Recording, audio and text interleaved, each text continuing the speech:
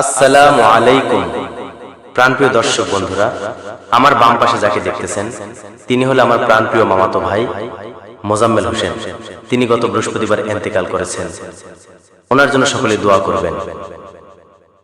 তাই আপনারা সকলেই ওনার জন্য দোয়া করবেন, আল্লাহ যেন ওনাকে বেহেশত নসিব করেন। তিনি খুবই একজন ভালো মনের মানুষ ছিলেন, হাসি মুখে কথা বলতেন, সবাইয়ের সাথে মিলেমিশে থাকতেন। এমনকি তিনি মসজিদে মুয়াজ্জিমের কাজও করতে ভালোবাসতেন। তিনি সত্যিকারের একজন ভালো মনের মানুষ ছিলেন। তিনি আজানের সময় হলে মসজিদে আজান দিতেন। তবে যাই হোক, আমরা একজন ভালো মানুষকে হারিয়েছি, এই কারণে অন্তরটা কাঁদে। তবে আমার সাথে খুবই সুন্দর ব্যবহার করতেন, ভাই ছাড়া কখনো কথা বলতো না।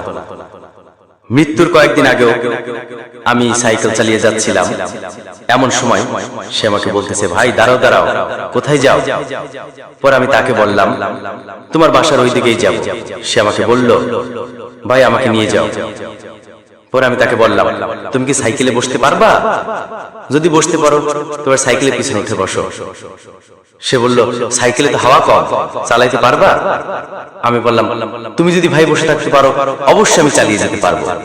তবে সে বলল, পাশে আবুলের বাড়ির পিছনে একটা রাস্তা খারাপ, ওইখানে আমাকে নামিয়ে দিও। আমি বললাম, ঠিক আছে ওঠো। যাই হোক, আমি একদম ওনার বাড়ির গেটে নামিয়ে দিলাম। আর তার দু একদিন পরে শুনি আমার এই ভাই স্ট্রোক করেছেন। অবশেষে তিনি মৃত্যুবরণ করেছেন। সকলে তার জন্য দোয়া করবেন। ইন্না লিল্লাহি ওয়া ইন্না ইলাইহি রাজিউন। সাদা মনের মানুষ ছিল।